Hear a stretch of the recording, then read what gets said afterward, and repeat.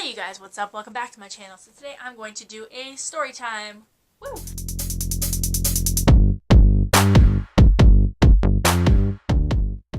I'm on holidays this week, and my sister and I are going to go to Toronto with our kids. And we are going to do some really fun things, but I have to get something off my chest first. Last time my sister and I went to Toronto, it was for a Charlie Puth concert, and we almost died.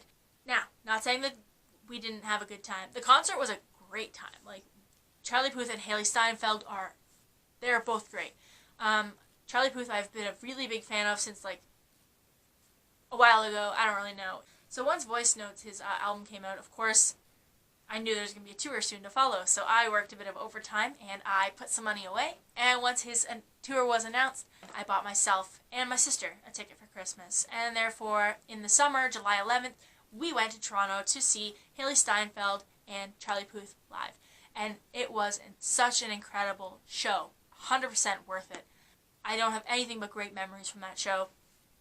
It was everyone there had such a great vibe, because that's the kind of vibe that Charlie Puth puts out. His music is so catchy, and I don't need to sit here and gush about Charlie Puth.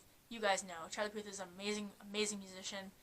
Moving on. So, we went to the Charlie Puth concert, and it was a fabulous time had by all.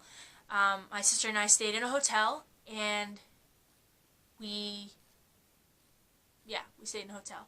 So what we did was we went to the hotel, and while we were checking in, my sister was watching, because I put everything in my name, so while we were checking in, my sister was watching the news, and she goes, oh, apparently somebody said something in Toronto, or told the police something in Toronto, that there was some suspicious activity or something going on. And we were like, we'll just be careful where we go, and, there's a lot going on in the world as far as scary stuff, And to be honest, on the way to Toronto, because it is about a 3.5-hour trip from Owen Sound, my sister and I had a conversation where we both kind of decided we're both a little nervous, because it was our first big concert since like 2011 when we went and saw New Kids on the Block and Backstreet Boys.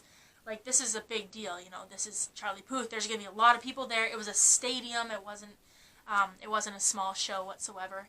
And she and I usually go see small bands and stuff, which even still, bad things happen at. Anyways, so we are going to see this Charlie Puth show. We were really excited, and while on our way there, we were a little bit nervous about how the crowd would be. We were worried, thinking about, like things that don't happen, but could, Ariana Grande's concert, for example, there was a situation at one of her concerts. And then in Toronto, we had a situation where someone drove a van up onto the sidewalk, purposely, intentionally injuring and killing people. And so the world is just kind of a scary place right now, and maybe more so than, I don't know, the world is always scary. But anyways, my sister and I were talking about how we were a little bit nervous, but we were so excited at the same time. Personally, I was nervous because I'm just a nervous person. I know you guys are probably thinking like, okay, cool, so you guys went to a concert and it was great. That's good to know. But the next day, so we went. The concert was on July 11th. When we go to Toronto, because we go there a couple times a year and we just spend the night. We'll go to a hotel or whatever. But we usually stay in Richmond Hill or Markham, because it's close enough to Toronto to enjoy Toronto while you're there, but it's far enough from Toronto that you don't have to deal with the ridiculous prices or the competition to get the good room or whatever. We always stay either in Richmond Hill or in Markham, and so we ended up staying at a Best Western, and again, great stay. The hotel was great. Okay, when we were checking in, my sister was watching the news that was playing in the lobby, and it was basically saying that there was a really high police presence in Toronto because something was said to someone about suspicious activity in Toronto. And that was on our minds when we went to the show, but we watched what we were doing. We were careful. We took whatever precautions. Like, we wanted to stop at the mall on the way there, but we decided not to because we were a little bit nervous about everything. And when we got to, everything was fine. We checked in. We loved our room. Great time. We unpacked. We got changed. We went to the show. Had an amazing time. We noticed there's a lot more police at the show, or at the stadium, on the way out than there was on the way in. And we kind of figured, like, there was alcohol at the show. People are probably just being ridiculous. It's not a big deal. And plus, we heard, I think it was Five Finger Death Punch. But there was another band that was going to be there at that stadium the next day. What stadium was it? I don't even remember what the stadium was called. Anyways, it's like an outdoor stadium.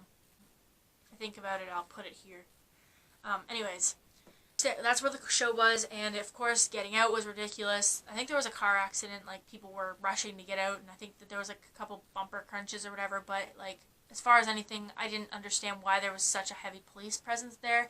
When we got back to the hotel, we were laying in our beds, getting ready to go to bed, go to sleep, and my sister was on her phone, I was on my phone, and we actually both kind of came across a post on Facebook that said that there was an increased police presence because they got word of suspicious activity for that show.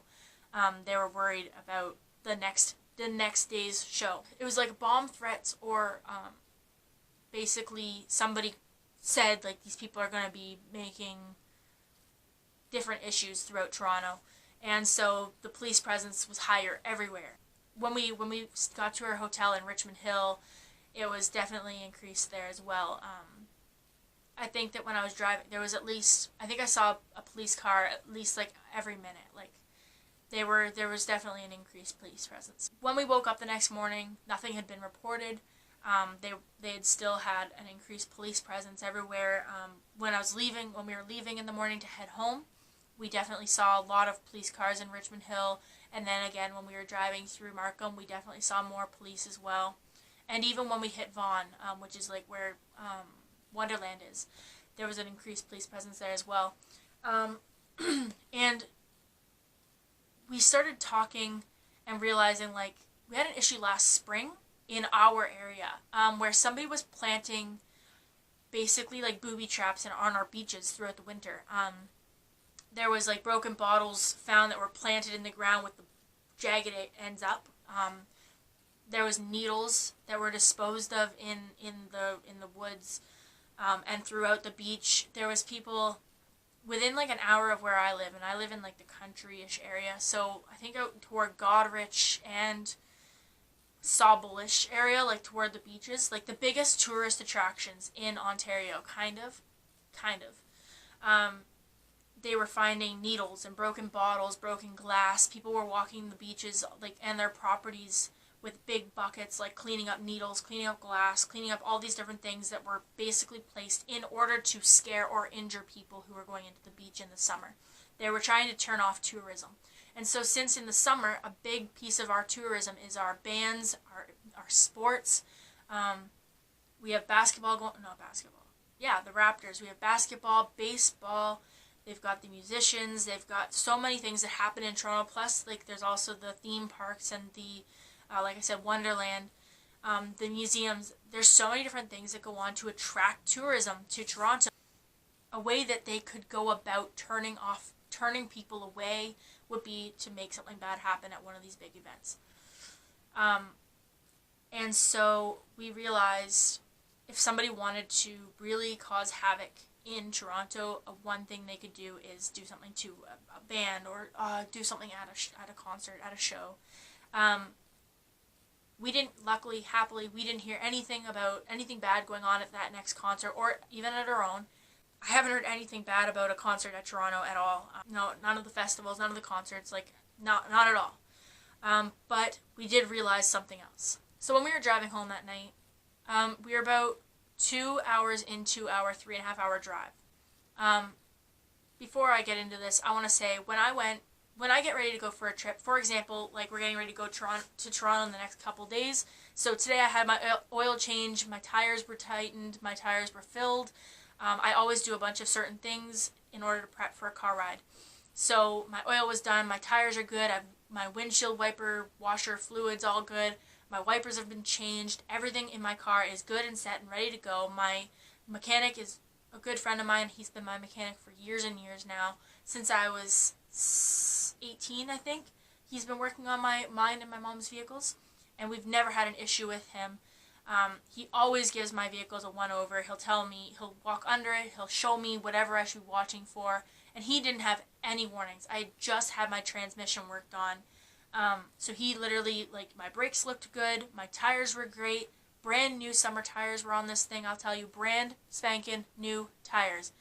Good, everything was good on my car. I had it checked. When we were driving home, literally it was 3 days after I'd had my oil and everything done, driving home, and I started feeling, and I'm very, very I'm very over-analytical. I analyze everything. So I was driving, you know, talking to my sister or whatever, I started realizing there was like a little bit of a rattle in my steering wheel. But it wasn't until I thought I could hear it that I was really kind of getting concerned.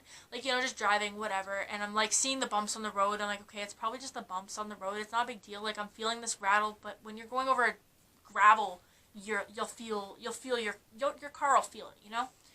But it wasn't until I kind of realized how persistent it was that I was like, okay, what is that? And I straight up, like, I stopped my sister. My sister was telling a story or whatever, and I was like, just shush for a second. I turned off the radio, all of the AC, everything, windows were up, and I said, do you hear that? She didn't hear anything. So I said, put your hand on the wheel. And just because she could feel it, she could hear it. It was just like the tiniest little rattle, and it wasn't really a big deal, and I was just like, okay, well, maybe there might be like a rock stuck somewhere or something. I'll have a look at it when we get back to the house. So half an hour later, and like this rattle was getting a little bit stronger, but then again, the road was also like horrible condition. There's this thing that I saw on Facebook a couple months ago, and it said, in Australia, they drive on the right side of the road. In Ontario, Canada, we drive on what's left. That's basically the joke of what Ontario roads are. So basically, we were driving, and I was feeling this rattle in the steering wheel, and I was like, okay, it's not that big of a deal. I'll just call my mechanic when I get home and mention it and see what he thinks. So I got back to Owen Sound, to drop my sister off. Like, this rattle was louder, but it still wasn't exactly, like, I wasn't worried about it. Okay, I was a little bit worried. Anyway, but I got her home, and then I was leaving. And when you leave her house, you have to go around this block, and I was at the stop sign, I was getting ready to turn, and as I turned, I felt a crunch, and I'm like, oh my gosh, what was that? And suddenly, my entire car was, like, rocking, and I'm like, oh my gosh, something, and I started thinking, like, my frame broke or something, like, I was like, what the actual, but it wasn't, like, horrible, like, I was still driving, I still had complete control of my car, and I'm like, okay, as soon as I get this thing home, I am calling my mechanic. Mind you, I had an hour drive. Anyway, so I got onto the highway, and I was on my way home. I was about 10 minutes into my drive home, and suddenly, like, the sound was just so loud. Like, it was almost like, I couldn't even describe it. It was just really, really loud. And so I called my mom on speaker using Siri. I wasn't using my hands, guys. But I literally had called her on speaker, and before I even told her there was something wrong with my car, she said, what is that sound? So it was loud enough that over speaker she could hear it. I think it was like a crunching sound. I think it was like a bah, bah, bah, bah, bah. I don't know. Anyways. So she said to pull over in the next parking lot, which happened to be actually a mechanic. Strangely enough. There's 2 mechanics placed between Owen Sound and my house, and of course they were both closed for holidays. Hooray. Because it was like the 11th, 12th of July, and everyone wants to take a week off in the middle of July. So I pulled over, and I even though they had the sign up saying, sorry, we're closed, I knocked on the door, nobody answered. I had my mom on the phone, and I was like, I don't know what to do. I had my car off, and I'm like, she's like, you know what, just take a walk around your car and see what you see. Took a walk around, didn't see anything. She said, look under and see what you see. I got down on my hands and knees, and I looked under my car and saw nothing out of the ordinary. And then she said, you know what, take another walk around and just give each tire a kick. And I'm like, okay, sure. So I walked around the car, and I gave each tire a kick, and it was fine. She's like, because that's what it sounds like to me, is it sounds like you have a flat tire. And I said, every tire is fine. And I was getting frustrated. I was like, I had just paid for a transmission issue, and I was like, we just got back from, like, Toronto. I was supposed to leave for Kingston literally the next day. So my birthday's on the 16th, and for the past few years, I've been spending every birthday in Kingston. So I was like, look, I'm supposed to leave for Kingston in literally, like, tomorrow morning. I I can't afford to have these car troubles right now. Like, it's an expensive trip. You have to think about the gas and everything else. And I was like, I just can't afford this to be happening to me right now. So I called my mechanic, who, thank God, was not on holidays. And I was like, I don't know what's going on, but I don't know if I can drive my car. It's making this kind of a sound. I don't know. And he's like, well, you know, from your description, because I'm me and I can't describe anything worth a hoot, as you've probably learned in this video, he's like, because I don't really understand where the sound is coming from, you don't hear it when the car is just parked. And I was like, no, I don't. He said, well, then it rules out like engine issues. So he's like, honestly, I don't know. If you can get it to our shop, get it to us. I'm like, oh my God, okay. So I was like, I'm gonna do my best. He said, if you have to drive it slower, drive it slower. He said, but I'm gonna give you the number for a tow truck, and I think that it would be safer that you get it towed to us. And I'm like, okay. I'm in the middle of the country. It is probably gonna cost like $200 to get this car towed from A to B. Therefore, I decided I didn't have my son. I was driving alone. I was going to drive that car to my mechanic, which was about 45 minutes away. And that's when it got really good. I got on the road. I wasn't really hearing it. The speed limit was 80, which in miles is 50. Well, I didn't even hit that. I was probably driving at like 60, and I started hearing it really, really, really loud, like twice as loud as it was when I called my mom. So I called my mechanic on speaker, and he heard it. I didn't even say hello. I said, do you hear it? He goes, yeah, I hear it. It's loud. What is it? Like, where does it feel like it's coming from? I said, it feels like it's coming from under me. He's like, you said on the phone that you checked all your tires. I was like, yes, all of them were fine. They were all full, whatever else. I was like, I don't know. He's like, okay, if you're already driving it, drive it slowly, get it to us. I'm like, okay, fine. So I got it to them. Literally, I'm pulling in to their parking lot. My mechanic walks out, and with his bare fingers, he twists the nuts off my tire and says, so when you were in Toronto, someone either tried to steal your tire and got caught, or they loosened your tire hoping you'd lose it. So, picture this for a moment. You straight up see I'm staying at a hotel, okay? Remember that. My car is parked in a hotel parking lot. Clearly I'm not from the area, which means that if somebody wanted to cause havoc in Toronto, what better way than to cause someone's tire to fall off on the middle of the 401? Think about that for a minute. So many people are on the 401 every single day, every minute. I've never been on the 400 or the 401 when there wasn't traffic. I've never been on it alone, ever. Not once, never will be. Even at like 3 in the morning when I've been driving, I've never been on that road alone. If I were to lose a tire in the middle of that highway, there would have been probably at least a 6-car pileup. Just for that alone. Like, that is the scariest thing. Somebody loosened my tires in anticipation of it falling off. Here's the best thing, is that I drive, okay, on the 401, the speed limit is 100, which means more often than not, people are driving 120. So you lose a tire, you're done. I was driving on the back roads, which speed limits are only 80, and they're very, very closely monitored in the summer because all the people have their summer cars out, and you know how it is. So I was driving probably about 90 most of the way home, and it wasn't until I was on my way home that it was really bad. And if I would have been driving 120, I guarantee it would have hit a lot faster. There was an increased police presence because they got word that people were going to be trying to cause havoc in the city. What better way than to cause people to lose their tires on the 401? So I made an online police report. Nothing was followed up. But basically, yeah, that if that would have happened, if I would have gone on the 401, I would have been going fast enough for that tire to just fly right off. 100%, I would have been in an accident. I don't know for sure that I would have made it out of that accident. Therefore, that is something that's on my mind right now, because last time I spent the night in Toronto was when that happened. Last time I spent the night at a hotel.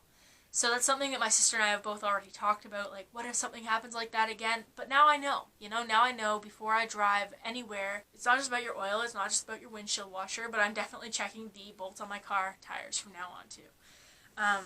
Yeah, that was my little story time, is that I almost died last time I went to Toronto for a concert, and we're not going for a concert, but we are going to Toronto, and we are staying in a hotel. So, here's hoping we survive. Anyways, if you guys like this video, give it a thumbs up and subscribe if you haven't already, and I'll see you guys next week. Bye!